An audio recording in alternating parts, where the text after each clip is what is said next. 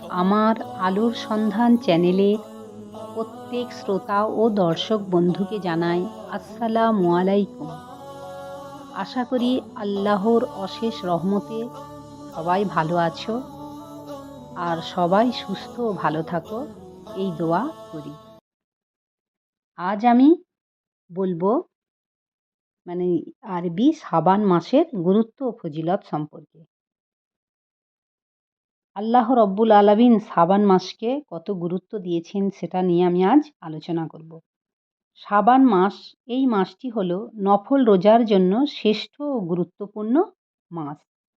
নবীজি শাবান মাসে বেশি বেশি রোজা রাখতেন, সিয়াম পালন করতেন। রমজান মাসে 30টা রোজা রাখা প্রত্যেক প্রাপ্তবয়স্ক মুসলিম নারী ও পুরুষের জন্য ফরজ করা হয়েছে।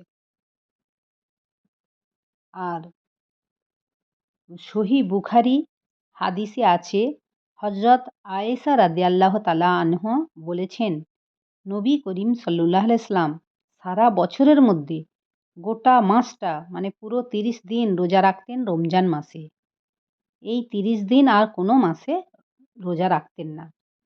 কিন্তু তিনি রমজান মাস বাদে শাবান মাসে বেশি বেশি নফল রোজা রাখতে দেখেছেন আয়েশা রাদিয়াল্লাহু তাআলা আনহা নবীজিকে মানে শাবান মাসে বেশি বেশি নফল রোজা রাখতে দেখেছেন। ওসামা বিন জায়েদ রাদিয়াল্লাহু আনহু বর্ণনা করেছেন, নবী করিম সাল্লাল্লাহু আলাইহি সাল্লাম বলেছেন, ইয়া রাসূলুল্লাহ, নবী করিম সাল্লাল্লাহু আলাইহি সাল্লাম বলছেন যে ইয়া রাসূলুল্লাহ, রাসূলুল্লাহ সাল্লামকে জিজ্ঞাসা করছেন, আপনাকে রমজান বাদে শাবান মাসে যত নফল রোজা রাখতে দেখি, এর কারণ কি?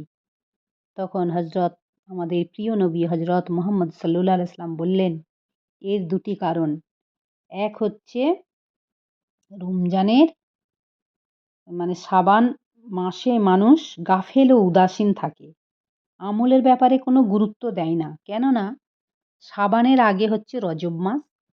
রজব মাস, আল্লাহ রাব্বুল আলামিন রজব মাসকে সম্মানিত মাস করেছেন, সারা বছরের মধ্যে সম্মানিত মাস করেছেন। এই মাসে অনেক মানুষই আমল করে, দোয়া করে এবং নামাজ রোজা রাখে। শাবানের পর হচ্ছে রমজান মাস। রমজান মাস তো সেরা, সবার ঊর্ধ্বে। তাই রমজান মাসে অনেক মানুষই সবই রোজা করে ও বেশি বেশি এবাদতে মশগুল থাকে। মাঝখানে শাবান মাসটাকে অবহেলায় কাটিয়ে দেয়। তাই আমাদের প্রিয় নবী এই মাসটায় গুরুত্ব দিয়ে আল্লাহর নৈকট্য লাভ করতেন। এই মাসে আল্লাহর কাছে ফেরেশতারা বান্দার আমলনামা পেশ করে। এই জন্য ঈমানদার ব্যক্তিরা চায় তারা যেন রোজা অবস্থায় থাকে, আর রোজা অবস্থায় যেন ফেরেশতারা তার আমলনামা আল্লাহর কাছে যেন পেশ করে। তাই রোজা অবস্থায় থাকতেন। নবী সাল্লাল্লাহু আলাইহি ওয়াসাল্লামের কাছ থেকে বিশুদ্ধ প্রমাণিত আমল হলো শাবান মাসে বেশি বেশি নফল রোজা করা। তবে শাবান মাসের শেষের দিকে রোজা রাখা নিষেধ করা হয়েছে হাদিসে। শাবান মাসের প্রথম দিকে রোজা রাখতে হয়। যেমন ধরো, যে কোনো ফাইনাল খেলার আগে খেলোয়াড়রা কি করে, মাঠে বারবার প্র্যাকটিস করে খেলা, যাতে তারা ফাইনালে উঠতে পারে, একদম উঁচুতে উঠতে পারে। আর যে কোনো ভালো কাজ করার আগে, আমরা যখন কোনো ভালো কাজ করি সেটাকে বারবার আমরা প্র্যাকটিস করি, রিহার্সাল করি। কেন? যাতে আমরা ভালোভাবে পারি সেটা। তাই শাবান মাসের পরই হচ্ছে রমজান মাস, বরকতময় মাস, সর্ব উত্তম মাস, সর্বোচ্চ মাস, ইবাদতের মাস। রমজান মাসের পূর্ণ প্রস্তুতি নেওয়ার জন্য বিশ্বনবী এই মাসে থেকেই রোজা পালন এই মাস থেকেই বিশ্বনবী প্রস্তুতি নিতেন। রমজান আসার 2 মাস আগে থেকেই নবীজি রোজার জন্য প্রস্তুতি নিতেন। শাবান ও রজব মাসে। আর হচ্ছে যে রোজা, এই মাসে রোজা পালন, রাত জেগে ইবাদত করার সামর্থ্য কামনার জন্য বেশি বেশি করে দোয়া করতেন আমাদের প্রিয় নবী হযরত মুহাম্মদ সাল্লাল্লাহু আলাইহি ওয়াসাল্লাম। হযরত আবু বকর বালখির রাদিয়াল্লাহু আনহু বলেন, রজব হলো বীজ রোপণের মাস, আর শাবান হলো ওই বীজের শীষ দেওয়ার মাস। আর শাবানের পরই রমজান হলো পরিপূর্ণ ফসল তোলার মাস।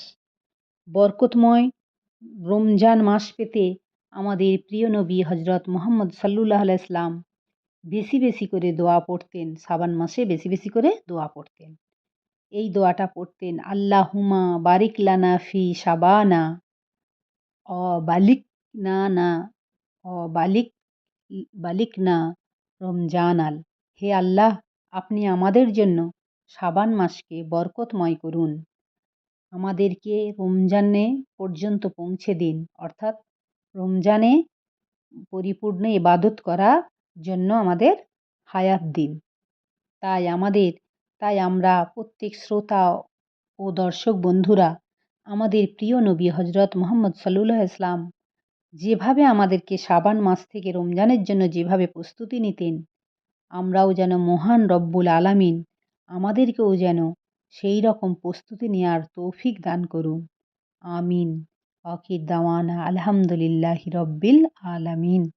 আল্লাহ হাফেজ।